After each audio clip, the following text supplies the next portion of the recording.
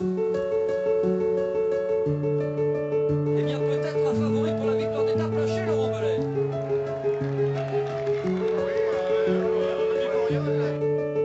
C'est gentil Thierry, pardon. Il fait pas de vélo le Thierry, hein, on voit bien. Il vient du foot le Thierry, on voit bien, on voit bien.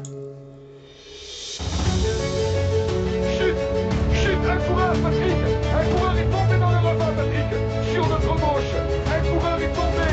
Un coureur est tombé, il s'agit d'un coureur. Attendez, je vais regarder descendre devant le dos. Oui, je vais attendre. Je regarde bien avec ce douleur. Avec l'attaquant de Michelek, là, c'est Nibali le premier à sauter dans sa roue. Franck est juste derrière. Et Alberto Contador qui vient de partir. Lance Armstrong est lâché. Lance Armstrong est lâché. Et il est littéralement impliqué, comme on dit, dans les milieux cyclistes, alors que tout le monde le passe. Bonsoir à tous et bienvenue pour cette nouvelle émission des commissaires de course, la sortie du dimanche, une émission dédiée au Giro qui s'est conclu aujourd'hui, mais aussi à la Vuelta qui a lieu dans le même temps. Alors ce soir, pour débriefer un peu tout ça, on sera trois. J'aurai tout d'abord Baptiste. Bonsoir. Et Greg. Salut tout le monde. Alors messieurs, je vous propose de commencer par le Giro qui, comme je l'ai évoqué, s'est conclu aujourd'hui à Milan. Quelle fin de course, Baptiste, 4 leaders en 4 jours, on n'avait pas vu ça depuis très longtemps sur un grand tour.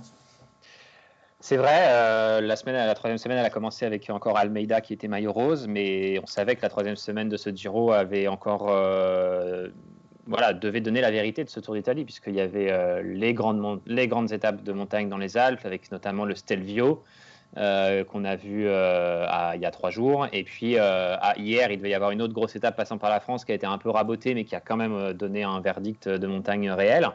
Et on a eu, après Almeida, Kelderman en rose.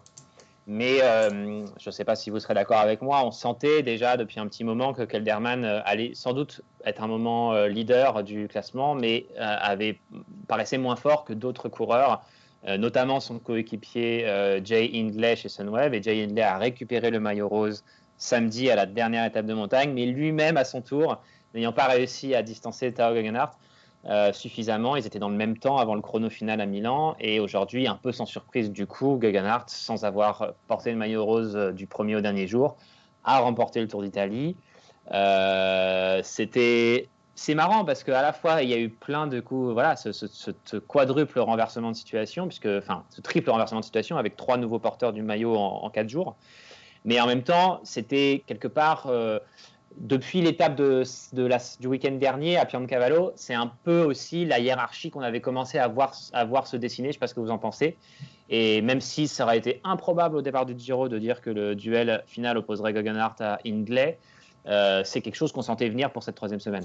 Mais est-ce que finalement, Greg, pour rebondir sur les propos de Baptiste, la seule mini-surprise de cette fin de Giro, c'est pas qu'on voyait peut-être un peu tous Jay Hindley meilleur sur les pentes de Sestriere et capable peut-être de lâcher Tao Geoghegan Hart, surtout que dans la deuxième montée de Sestriere, si je ne me plante pas, Denis met un gros relais et là on a vu Tao qui pétait de la roue. Est-ce que toi tu voyais pas Hindley un peu meilleur hier et du coup un peu plus de suspense aujourd'hui lors du chrono final?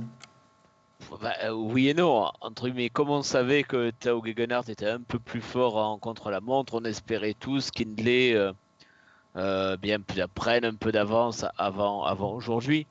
Mais néanmoins, oui, il paraît meilleur grimpeur que Tao Geoghegan Hart, mais il n'y a pas non plus une différence énorme, surtout avec, peut-être qu'on en reparlera dans le bilan, mais un Juan Denis retrouvé, miraculé pour l'épauler. Finalement, après 3 semaines de course, Jay Hindley, il n'a pas non plus des références énormes sur les montées des grands tours, donc on pouvait se douter. Voilà, moi, évidemment, peut-être que je l'attendais pour espérer un peu de suspense avant le dernier contre-la-montre, mais voilà, j'étais pas non plus surpris de voir Geoghegan Hart s'accrocher à la roue d'Hindley. On a senti des coureurs très forts, bien sûr, mais quand même aussi des coureurs pas forcément habitués, évidemment, à jouer à jouer la gagne dans le Tour d'Italie. Et peut-être aussi ça a joué, peut-être que tu as évoqué Juan Denis, Greg. Juan Denis a été incroyable dans les 2 très grandes étapes des Alpes de cette dernière semaine. Et si Tao Geoghegan Hart a gagné le Giro, il peut grandement remercier l'Australien. Mais je crois aussi que quelque part, ça a un peu aussi. Ça aurait été Hindley face à Geoghegan Hart. peut-être là, voilà, sans doute la course aurait été différente, il y aurait eu plus de bluff, Denis a beaucoup aidé son coéquipier en mettant un tempo, en imposant le rythme de la course. C'était peut-être lui en fait presque le plus fort des trois dans l'école des Alpes, mais lui était largué au général, donc ne jouait pas pour son propre rôle. Et ça a aussi dessiné l'issue de la course, et peut-être ça a empêché Hindley, sans doute même, de au moins tenter de faire davantage de différence et de parvenir à les faire. Alors avant d'évoquer vos coups de cœur et peut-être vos coups de gueule, messieurs, je voulais revenir sur Juan Denis, parce que c'est quand même un mystère ce coureur. On a l'impression de le voir complètement dans les choux. Rappelez-vous le confinement, il pète un câble et il sort alors que c'était absolument interdit sur le moment. Ensuite, on se dit qu'il va peut-être remonter la pente parce qu'il avait fait de belles épreuves virtuelles et au final, il était complètement transparent jusqu'à ces 3 dernières étapes du Giro où, dans le Stelvio, un Juan Denis absolument phénoménal, la Sestrière pareil. Qu'est-ce qu'on peut attendre de Juan Denis, Baptiste? Est-ce que ça restera que des coups comme ça, à droite à gauche, ou est-ce qu'on peut espérer quelque chose l'an prochain pour lui? On se rappelle aussi du Tour l'an dernier, hein, où il se brouille avec son staff et où il part en plein milieu du Tour de France. Je crois qu'il faut s'attendre à ça de Juan Denis. Il faut s'attendre à du sinusoïdal. Il a l'air visiblement d'être ce genre de personne et d'avoir du mal à être constant. Je crois, peut-être je me trompe, mais je crois qu'il n'est pas fait pour être leader sur un grand tour, parce que être concentré, focus, hyper régulier et hyper constant, y compris mentalement, mais pas que physiquement, pendant 3 semaines, c'est difficile pour lui. Et voilà, c'est pas sa personnalité, ça marche pas. Je le connais pas, donc j'en sais rien, mais je sais pas qu'est-ce qui fait que ça marche pas. Mais visiblement, ça ne marche pas. Visiblement, il n'est pas de ce tempérament-là. Et par contre, il est capable de choses énormes et il a plus de résultats sur les courses d'une semaine. C'est pas étonnant. C'est parce que au bout d'un moment, la répétition des efforts en montagne lui joue des tours, mais c'est aussi parce que tout simplement c'est plus court en fait une semaine de course et que peut-être il arrive davantage à être focus. Et voilà, et il est capable d'être un excellent équipier. Peut-être aussi que paradoxalement, jouer comme ça non pas les utilités, pardon, mais au contraire les rôles, un rôle aussi majeur pour un coureur un peu sans grade, Tao Geoghegan Hart. Peut-être que finalement il s'est senti plus important que dans un rôle de courroie pour des gros leaders de l'équipe Ineos. Peut-être qu'il y a quelque chose. Il s'est retrouvé dans quelque chose dans cette équipe. Sans Geraint Thomas, sans Froome, sans Bernal, sans les gros noms, sans le Tour de France aussi. Peut-être que c'est un cadre qui lui convient un peu mieux, un tout petit peu moins prestigieux, un tout petit peu moins stressant, avec moins de pression, et peut-être où il prenait davantage la lumière, même si c'est pas lui qui gagnait le classement général, mais on a vu à l'arrivée à quel point dans la voiture, je crois que c'était hier, dans la voiture Ineos, il félicitait Juan Denis, il le disait qu'il était incroyable, etc. Et je crois que chez Ineos cette semaine, on sait à quel point la victoire de Geoghegan Hart, elle est due à Denis, et je pense que ça aide Denis à faire ce genre de performance, de recevoir ce soutien-là et cette reconnaissance-là. Alors Greg, la grande question, et tu l'as posée en off tout à l'heure, est-ce qu'il faut le prendre à Rivals Manager l'an prochain? Je sais pas, moi je vais la connerie de le prendre cette année. Moi aussi, c'est pour ça que Rivals Manager est un jeu de simulation de cyclisme. Tous les ans, nombre d'entre vous connaissent, mais je préfère le préciser au cas où. Voilà, j'ai fait le choix de le prendre cette année. C'est un peu une erreur parce qu'il n'y a rien gagné. Mais c'est un peu symbolique aussi. Qu'est-ce qu'on peut attendre de Juan Denis? Moi je pense que personne ne le voyait aussi fort sur le Stelvio. Et c'est pas n'importe quelle montée. C'est quand même une montée une des plus dures, je pense. Au moins pour cette année, c'est peut-être la plus dure qui existait. Ou une des plus dures.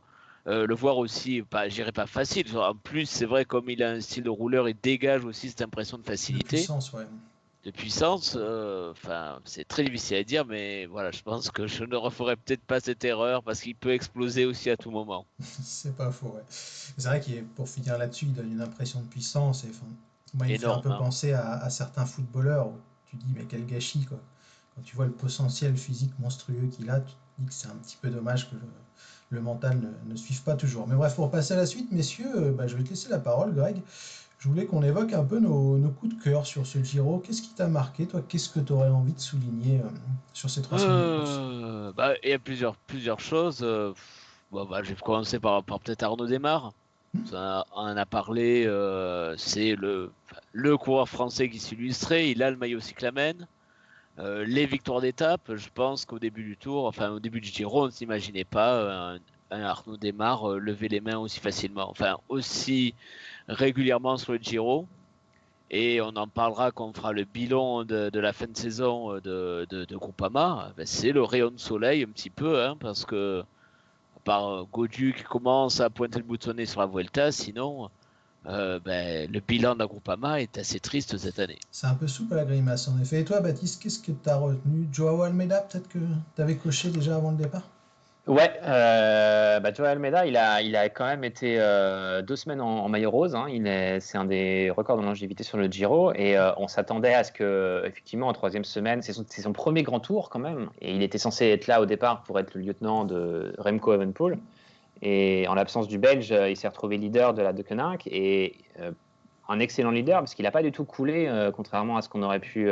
Dans Sestriere, c'est vrai qu'il aurait pu couler, finalement, pas du tout. Et même dès l'étape du Stelvio, où alors certes, l'étape du Stelvio, il perd le maillot rose, mais il fait quand même 7e de l'étape. C'est pas du tout ridicule, au contraire. Et il finit très fort le Giro, puisqu'il fait 4e à Sestriere. Et aujourd'hui, il fait encore 4e du chrono final, en récupérant la 4e place du classement général, en la piquant à Bilbao au dernier moment.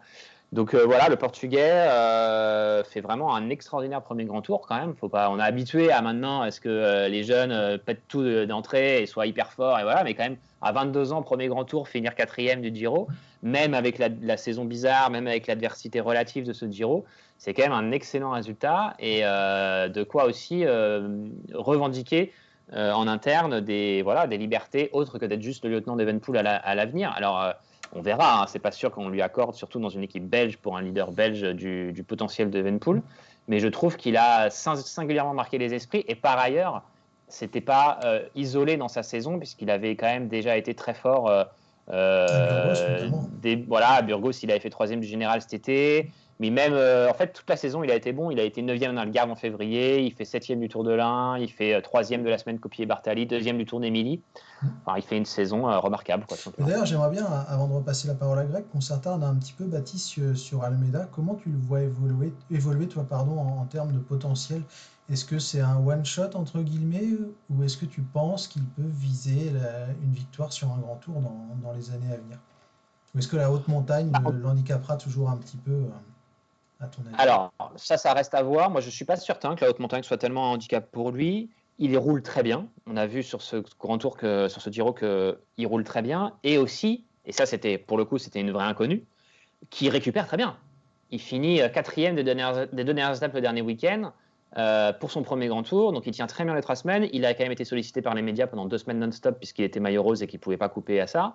Donc, il ne s'est pas économisé. On l'a vu souvent à l'attaque, y compris quand il était en rose, à l'offensive, dans les finales d'étape pour essayer de grappiller des secondes de ci, de là. Il n'a pas du tout ménagé ses efforts. Il n'a pas du tout été... ça n'a pas été un reglitch du maillot de leader, si j'ose dire. Au contraire. Et pourtant, il finit très fort. Donc, je crois vraiment que il devrait s'orienter à l'avenir sur les courses de 3 semaines. En tout cas, jusqu'à présent, il s'est beaucoup orienté sur les courses par étapes en général. Et je crois qu'effectivement, c'est ce qu'il doit viser et qu'il peut y viser de très grandes choses assez vite. Par ailleurs, c'est un coureur aussi qui a peut-être encore un peu de mal à gagner, mais qui va assez vite au sprint, qui n'est pas ridicule du tout au sprint, et qui du coup devrait assez vite pouvoir régler ce problème. Exactement. Alors Greg, avant de passer à l'équipe qui a pour moi marqué ce Tour d'Italie, je voudrais venir sur les coups de gueule. Alors c'est peut-être pas forcément un coup de gueule, et beaucoup de choses ont déjà été dites et écrites, mais je voudrais revenir avec toi sur cet épisode de vendredi et cette grève des coureurs.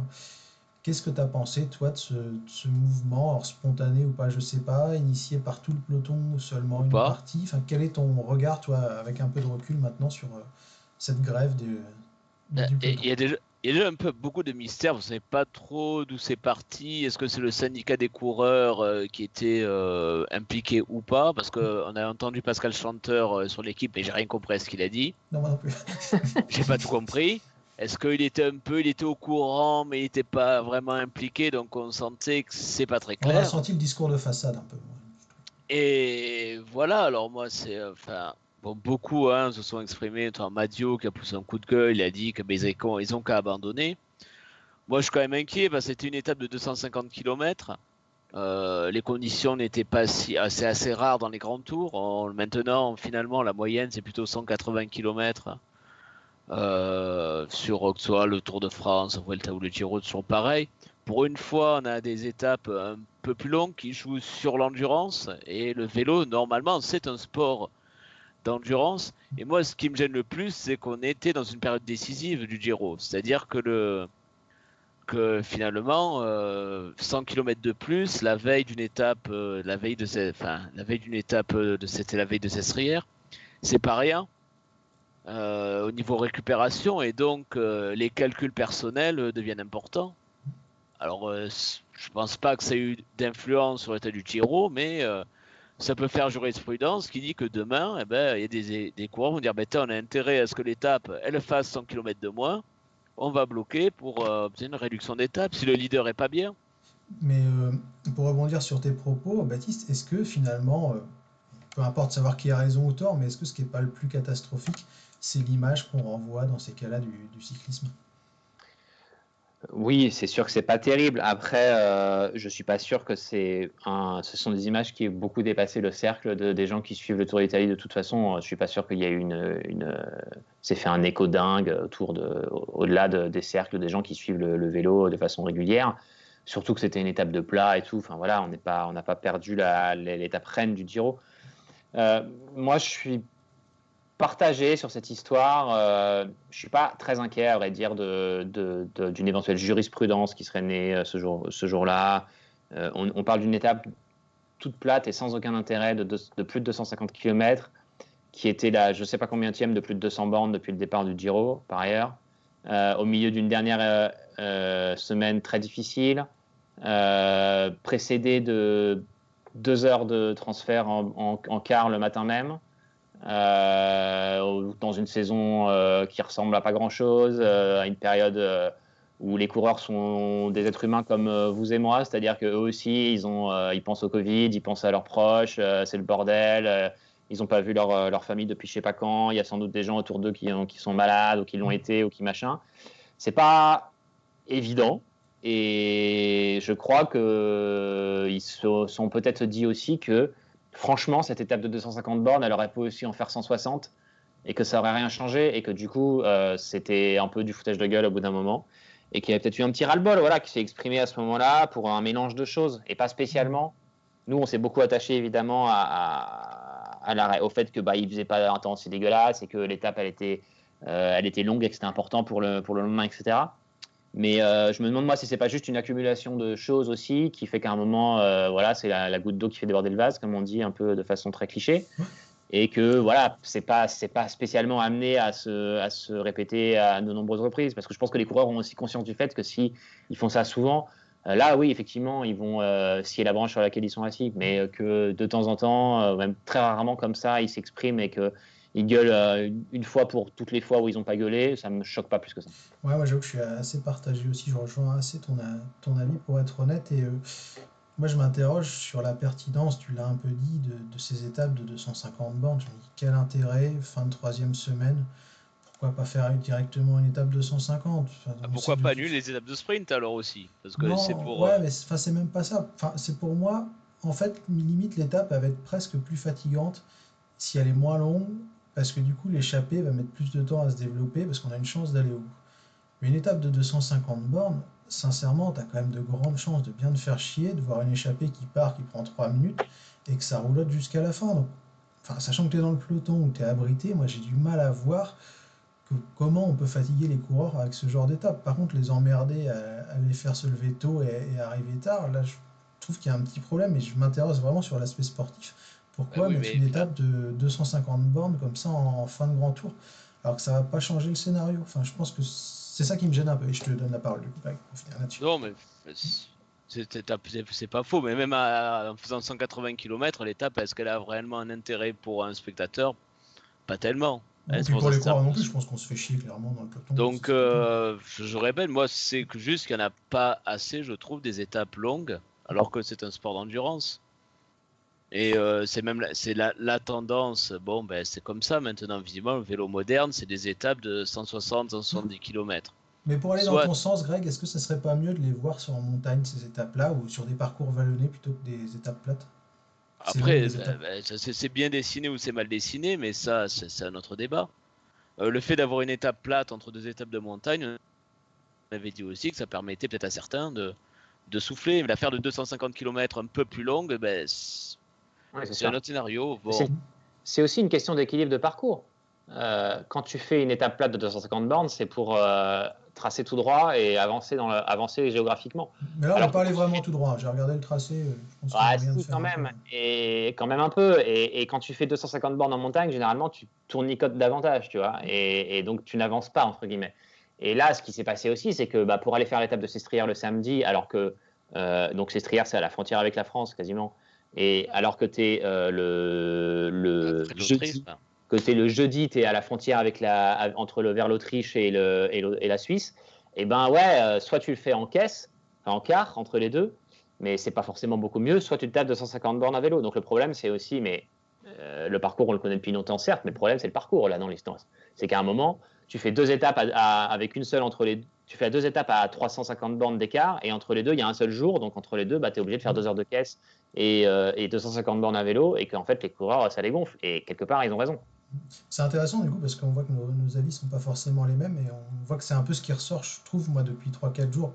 Tout le monde est un petit peu partagé, on ne sait pas vraiment trop quoi penser, et il faut voir les suites que ça va donner, parce que je crois que Mauro Veni, Baptiste, je crois que tu as suivi ça, a dit qu'il ne comptait pas en rester là, alors que est-ce que c'est un simple effet d'annonce, ou est-ce que ça sera suivi du fait, je ne sais pas, est-ce que c'est la comédia dell'arte ou C'est pas? aussi des remontades, oui. Non, mais tout ça est. Parce que tu peux remonter la pelote encore plus loin. Pourquoi est-ce qu'on se retrouve à faire des parcours déséquilibrés comme ça et à quand même aller à l'extrémité de la frontière française?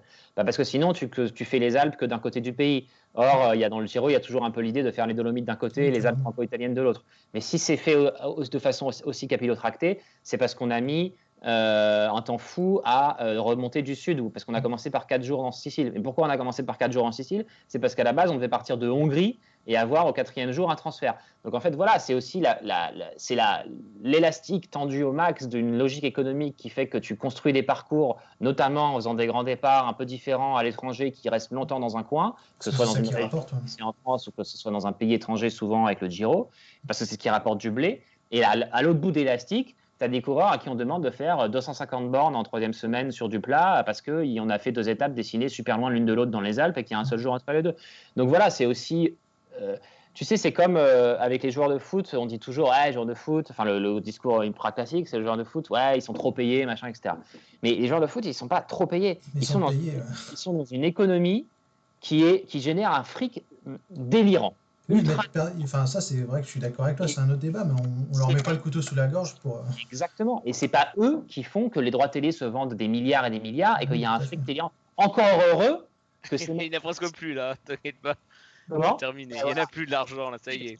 C'est encore heureux que les joueurs de foot, qui sont ceux grâce à qui tout cet écosystème existe, touchent pas mal de blé de tout ça. Encore heureux. Et ils en touchent vachement moins que d'autres. Voilà. Et donc les cyclistes, c'est un peu pareil. C'est pas eux qui décident que les courses, elles partent en Hongrie ou que ceci ou que cela. Mais à la fin, c'est eux qui font les 250 bornes de plat à la con. C'est une façon de dire à Veni qu'ils se foutent de leur gueule et qu'à un moment, il faut aussi un peu les prendre en compte leur boulot. Mais c'est important, et puis je vais finir là-dessus, sur ce débat en tout cas, mais je trouve ça vraiment important ce que tu dis, parce que ça rappelle que c'est quand même les acteurs qui font les choses. Le vélo, il existe que parce qu'il y a des coureurs, le foot que parce qu'il y a des footeux, donc faut pas inverser. Et des organisateurs aussi.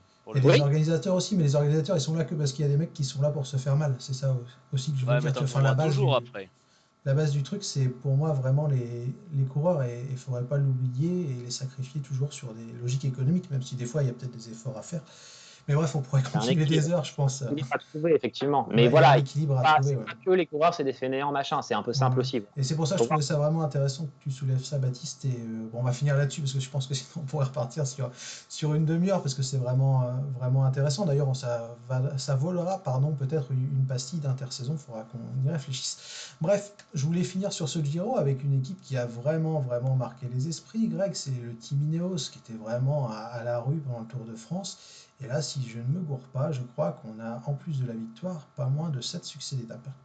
Tout en perdant leur leader. Tout en perdant Geraint Thomas. Il n'y a plus Geraint Thomas. C'est ça qui. Mais ils ont quand même 7 victoires d'étape. Ça se passe de commentaires, je pense. Hein. Que ce soit finalement Ghana qui apparaît comme le meilleur rouleur du Giro. C'est un le meilleur du monde aujourd'hui. Ouais. Cette année, ouais, clairement. Hein, cette année. Donc, il a gagné 3 chronos. 24 ans. Donc il n'y a pas grand chose à dire. On a vu un Juan Denis, on l'a déjà dit, on va pas y revenir, surprenant.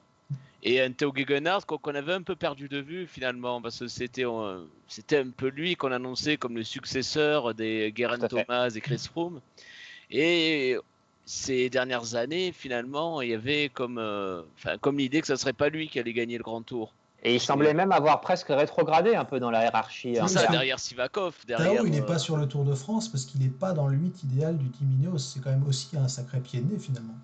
C'est ça. Hein. Donc c'était c'était lui peut-être le grand espoir chez Ineos. Il ne l'était plus. Et peut-être qu'il va retrouver une meilleure place là dans la hiérarchie.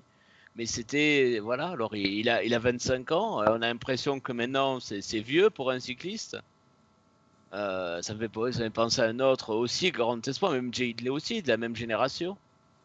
On peut citer sur le Giro Ben O'Connor, ça me fait penser qu'il doit avoir à peu près le même âge. Et c'est aussi un coureur qu'on annonçait comme un futur grand. Ouais. Voilà, et puis maintenant on a l'impression que 24-25 ans, ils sont un peu ringardisés par les petits jeunes qui montent. On a l'impression que maintenant, 24 ou 25 ans, on est déjà vieux dans le vélo. Mais ils montrent que non. Est-ce que Baptiste, du coup, cette victoire de Tao, elle est liée exclusivement à cette saison folle, à ce Giro qui perd ses favoris? En gros, est-ce que c'est un one-shot, même si c'est dur à dire, hein, ou tu penses que ça va vraiment être la révélation qu'on attend depuis plusieurs années, depuis les années Axeon, hein, on l'a vu monter gentiment en gamme? C'est compliqué d'être affirmatif. Ce qui est manifeste sur ce Giro, c'est quand même que il bat Jay Hindley, Wilco Kelderman et Joao Almeida. Donc clairement, quand tu remets ça en perspective, oui, ça. On a connu des suites de classement un peu plus mais bon, un peu plus bas dans le classement. Et un mot sur eux pour dire que voilà, ça sonne un peu de glas de leur carrière en Grand Tour. Tu as Vincenzo Nibali 7e, Jakob Fuglsang 6e. Domenico Pozzovivo 11e, Rafał Majka 12e. On peut dire quand même pour ces coureurs-là, même s'il y a toujours des circonstances particulières qui expliquent des performances, mais s'ils n'ont pas réussi à faire ne serait-ce que podium sur un tel Tour d'Italie, c'est que sans doute ils ne le feront plus jamais en Grand Tour. Voilà. Après, Gegenhardt, ça peut être aussi un déclic pour lui. Ça peut être aussi la chance de sa vie et voilà, parce qu'il n'était pas là comme leader, c'est un Giro improbable, avec une start list improbable. On perd Yates, on perd Thomas très vite. Le Ryder Hesjedal, quoi. Aucun favori du Tour de France et de la Vuelta ne sont venus parce qu'ils ont doublé ces deux autres grands tours. Donc c'est clairement un truc un peu étrange. Mais maintenant, il sera un vainqueur du Tour d'Italie. Il aura ce pédigré-là. Cette reconnaissance-là, et lui-même pourra en jouer. Alors ça peut le galvaniser, ça peut être un déclic, ça peut être une façon pour lui de se prouver qu'il est capable d'eux. Ça peut aussi être tétanisant. Il peut peut-être avoir du mal à confirmer, stressé, ça peut être un boulet aussi. Voilà. Donc c'est très compliqué, là c'est beaucoup trop tôt je pense pour être affirmatif, mais ce qui est vrai aussi c'est qu'effectivement, tu vois, tu parlais de Hesjedal, je trouve que c'est différent parce que Hesjedal, d'abord l'adversité était quand même supérieure et il n'avait pas le même âge aussi. Hesjedal, il n'avait pas du tout le même âge et c'était clairement le climax, tu vois, de sa carrière. Voilà, tu sentais qu'il ferait jamais mieux dans sa carrière que ça et qu'il était au pile. Il a eu une saison et demie, 2 saisons vraiment au top où il était très fort et ce succès-là est venu couronner tout ça, asseoir tout ça. Gegenhardt, tu peux pas dire ça, et on peut pas dire que les résultats de sa saison précédemment ou de l'an dernier annonçaient qu'il allait comme ça monter en puissance pour gagner un grand tour. Et en même temps, il a que 25 ans, et en même temps, on l'a dit, on sentait, enfin, je veux dire, ça fait plusieurs années qu'on sait que c'est une promesse, etc. On s'attendait à ce que peut-être il gagne un grand tour un jour. Donc, on est plus dans un déséquilibre il peut confirmer, et s'il confirme, on dira juste qu'il a eu un petit trou de 2 ans où il a un peu du mal à passer les paliers et puis que le Giro 2020 l'a remis en selle, tu vois. Donc voilà, c'est un peu, je trouve que c'est un peu difficile de comparer les deux et c'est très difficile de vraiment se projeter sur la suite de sa carrière, je trouve. Et puis quoi qu'il se passe, Greg, Tao, il pourra dire à la fin, il a gagné un grand tour. Personne ne se rappellera du scénario, je pense, dans 10 ou 15 ans. Oui, mais même le scénario était même plutôt sympa, justement, le côté... Non, mais je veux dire de l'adversité plutôt, pardon, j'aurais dû... Oui, peu importe finalement l'adversité. Hein. Le scénario même, je pense que justement, on s'en souviendra par le scénario avec l'égalité juste avant le dernier chrono. Donc, et le côté Covid. Donc, au contraire, je pense qu'il peut être fier d'avoir gagné un Giro historique. Tant mieux pour lui. Et j'ai dit, voilà, c'est peut-être le retour d'un coureur qu'on avait peut-être un peu oublié.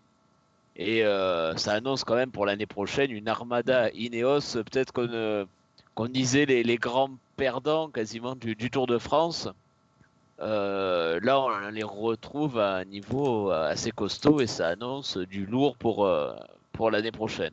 D'autant Et plus par qu'il y a ailleurs, un juste un recrutement. mot. Vas-y, Baptiste, pardon. Juste un mot pour dire, depuis une quinzaine d'années, on va dire, et l'avènement du Pro Tour devenu World Tour, on est habitué à des grands tours très relevés, avec des coureurs qui font un peu les 3 grands tours, etc. Je peux vous dire qu'avant, c'était quand même, alors le Tour de France, non, mais le Giro et la Vuelta, il y avait des années où c'était un peu grotesque aussi l'adversité. Oui, Et oui, c'était faut le pas championnat l'oublier. d'Italie ou le championnat d'Espagne, quoi, pour Oui, aller vite, notamment la Vuelta par certaines fois. Et quand on regarde les palmarès, les podiums de ces années-là, on se dit pas, ouais, mais il y avait personne. C'est pas ce qu'on se dit. On se dit, ah bah machin, il a gagné X Vuelta, ou bidule, il a gagné X Giro. Tout à fait. Donc voilà. Et il n'y a pas de raison particulière qu'on le fasse pour ces coureurs-là et qu'on le fasse pas pour Gegenhardt. D'ailleurs, je rebondis sur ce que vous disiez sur Ineos qui remonte. Il faut se rappeler que les recrues du Team Ineos pour l'an prochain, c'est Lorenz de Plus, Adam Yates, Richie Porte, Tom Pidcock et Dani Martinez. Donc, quand tu as déjà gagné un grand tour, ça va être une boucherie. Tu ramènes ces 5 mecs-là, je pense que ton avenir est plutôt assuré. Mais justement, on va rester sur le Team Ineos et on va finir l'émission rapidement avec la Vuelta, pardon. Et la grosse surprise, finalement, Primož Roglič, qui avait soi-disant course gagnée après la première étape, a perdu son maillot rouge de leader au profit de Richard Carapaz, donc le coureur d'Ineos. Baptiste. Ouais, Richard Carapaz. Écoute, on n'a pas eu le Tourmalet, ça devait être une arrivée au Tourmalet aujourd'hui, finalement. Mais très belle étape quand même. Pas de passage en France, mais un temps dégueulasse à Formigal et du coup une étape très bizarre. Où on n'a pas vu grand chose, on va pas se mentir, parce que la réalisation était je crois que c'était pas trop de sa faute à vrai dire. Je crois que surtout le temps était pourri et l'image passait pas très bien. Mais voilà, on a vu un Roglič qui visiblement aurait chuté en cours d'étape. C'est pas très clair cette histoire, mais voilà, en tout cas, il y a eu il était clairement dans un mauvais jour et il a perdu beaucoup de temps. Et Richard Carapaz, lui, était dans un bon jour. Je sais pas si vous avez vu au passage de la ligne d'arrivée. Il y a Marc Soler qui l'avait suivi, qui lui a tapé dans le dos à Carapaz et qui l'a regardé en disant putain, tu m'en as bien fait baver comme il faut là aujourd'hui. Et voilà, Carapaz prend la tête du général. Là aussi, le podium est un peu improbable. Hugh Carty 2e à 18 secondes et Dan Martin, le revenant, 3e à 20 secondes. Roglič désormais 4e à 30 secondes. Bon, rien n'est fini parce que c'est la Vuelta, donc il y a une arrivée au sommet tous les 2 jours jusqu'à la fin. C'est un peu le principe. Et il y a le chrono qui fait plus de 30 bornes, qui finit par une petite côte en plus. Enfin, voilà. Mais on est sur une Volta assez ouverte et c'est pas dit du tout que il y a tellement de points chauds, si j'ose dire, que c'est pas dit du tout que les mecs qui étaient très en forme dès le premier jour gardent cette forme jusqu'au bout. Et par ailleurs, aujourd'hui, Roglič a galéré, mais c'est toute la Jumbo qui allait galérer. Parce qu'il y a Bennett ils étaient 5 dans les 15 premiers, vous vous rappelez, la première étape, on s'est dit, ok, la Jumbo, merci, bonsoir, quoi. Et là, il y a Roglič qui fait 20e de l'étape, Bennett qui fait, je crois, 30e ou un truc comme ça. Et après, le suivant, il est à 10 minutes. Kuss est à 10 minutes, Dumoulin est à 10 minutes. Donc, à voir si c'était juste un coup de moins bien, un coup de froid généralisé, parce qu'il faisait froid et humide aujourd'hui. Mais la course a l'air d'avoir complètement changé de visage quand même. Donc on ne peut pas conclure que la Jumbo-Visma est la plus mauvaise équipe du monde après l'étape aujourd'hui. On va devoir attendre. Ça, c'est un sacré coup quand même pour les conclusions hâtives. Mais je voulais rebondir sur Hugh Carty, moi, Greg, parce que au final, on parle beaucoup de Richard Carapaz. Enfin, beaucoup, on en parle depuis pas très longtemps, mais c'est lui, Hugh Carty, qui finit le plus fort des favoris aujourd'hui et qui reprend, je crois, 7 ou 8 secondes au groupe Carapaz. Mais oui, c'est Hugh Carty, un coureur pareil, c'est un grimpeur, lui il a déjà 26 ans, c'est presque la même génération que Tao Gegenhardt. Et voilà qu'on attendait peut-être la performance marquante, on sait qu'il tourne autour, il avait gagné une étape du Tour de Suisse, mais sur les grands tours, on attendait peut-être son année ou sa grande performance, c'est peut-être pour cette année justement. Mais est-ce qu'on n'est pas dans le même profil justement, Greg, que pour Tao, pour Carty, un mec très très prometteur, qui était passé chez Cara Rural, je crois, très jeune, qu'on a un peu perdu de vue un an ou deux, qui est encore très jeune, et au final là qui se révèle complètement sur cette Vuelta. Peut-être, voilà, ce calendrier un petit peu bizarre, avec des plateaux un petit peu bizarres, peut-être que c'est aussi pour son année. Bon, il est peut-être un peu moins bon rouleur quand même, parce qu'il fait un peu... Pas même profil, il fait 2m25 et 50 kg, donc... Pur grimpeur, Hugh Carty, vraiment, un profil. Le chrono va lui faire très mal. Je pense que le jour où il y a Borger, lui aussi peut prendre cher, vu que... donc plus sérieusement, oui, on l'espère pour lui. Ça fait aussi un peu plaisir de voir des coureurs qu'on attend peut-être depuis des années. On sent qu'ils tournent autour et les voir enfin. Alors concrétiser, il n'a pas encore gagné mais s'approcher et se dire que c'est peut-être leur année, ça fait plaisir. Et je voulais aussi revenir sur l'étape. Puis tu disais qu'elle était intéressante. On retrouve ces moments-là où les coureurs se regardent et s'aperçoivent en se tournant que le leader, que le favori, il commence à lâcher. Je sais pas si vous avez vu cette sensation-là. Oui, ils ont tous attaqué les uns après les autres. Oui. C'était Voilà. marrant. Ils sortaient du groupe un par un, genre ah bon, mais vraiment, tu vas pas, t'es sûr? Ils se regardaient tous en disant mais c'est bien Roglic qui est lâché. Et ils sont tous partis un par un. Et voilà, c'est surtout quand c'est Roglic, alors qu'on voyait fort il y a 2 jours, on retrouve le Roglic dominateur. Et là, on a vu le Roglic et mauvais jour, qui a du mal à remettre ses lunettes sur son casque, qui a du mal à mettre sa veste de son imperméable. Et voilà, donc Mais je à trouve suivre que- jusqu'au prochain épisode. Ce qui va être intéressant sur cette Vuelta, c'est que ce soit Carapaz, Carty ou Martin, ils ont tous les trois intérêt à encore reprendre beaucoup de temps sur Roglic en vue du chrono, parce que vous l'avez dit, il est assez long. Roglic est quand même un énorme spécialiste de cette discipline, malgré sa défaite sur la planche, et je pense qu'il va falloir attaquer, reprendre 1 ou 2 minutes, voire 3 minutes peut-être pour certains, pour s'assurer de mettre un peu plus loin Roglic et de ne pas le voir revenir sur le chrono. Alors je voulais Et finir... les Ineos ont l'air de vouloir le faire, je te coupe, mais c'est eux qui ont accéléré dans la descente juste avant Formigal. Ouais, puis ils ont une grosse équipe, hein. Il y a des mecs Ouais. comme Ivan Sosa, là, il y a j'allais dire du matériel, c'est pas très sympathique, mais je veux dire, il y a de la main-d'œuvre en tout cas pour mettre le feu aux poudres. Et je voulais justement, Greg, finir cette émission sur un coureur. On parlait de Vincenzo Nibali, que ça avait été très compliqué, qu'on le voit mal être capable de gagner une grande course ou de faire un nouveau podium sur un grand tour. Moi, je voulais évoquer Alejandro Valverde, parce que c'est la première année où il ne gagne pas, si je ne me trompe pas, vous me corrigerez les gars si c'est le cas. Et là, on voit un Valverde qui a essayé d'attaquer à un moment, mais qui est assez loin en général. En fait, il est déjà 10e à 3 minutes. Donc C'est même presque un peu miraculeux qu'il soit 10e. Hein. Je trouve qu'il traîne vraiment sa misère. Ouais. Et est-ce que, Baptiste, justement, je vais te donner la main, est-ce que c'est un peu la fin? On le voit hein, quand même depuis un an ou deux, depuis son titre de champion du monde, c'est un peu plus dur pour Valverde. Mais est-ce que, comme Nibali, là, tu sens que c'est un peu la fin pour lui, quoi? Ouais, il a 40 balais quand même, donc au bout d'un moment, il serait temps. Non, mais oui, moi j'attendais de voir la Vuelta parce qu'il a quand même toujours eu le bonus Vuelta et là, il a même perdu le bonus Vuelta. D'autant plus qu'il avait déclaré forfait sur les Ardennaises pour se consacrer là-dessus, quoi. Et non, tu sens que, tu vois, hier, l'étape, alors elle s'est jouée par une échappée avec la victoire de Tim Wellens, mais derrière la rampe finale où Roglic reprend un tout petit peu de temps aux autres, enfin non, d'ailleurs ça a été annulé, mais bref, il est distance, c'était une rampe, mais juste parfaite pour Valverde. C'est improbable que Valverde soit pas à la place de Roglic dans ses meilleures années, c'est évident, et en tout cas pas loin de lui. Et il finit à une anonyme 15e place, derrière plein de mecs qui ont moins la giclette que lui d'habitude. Et voilà, tu le sens qu'il est... Mais pareil à rater le premier jour.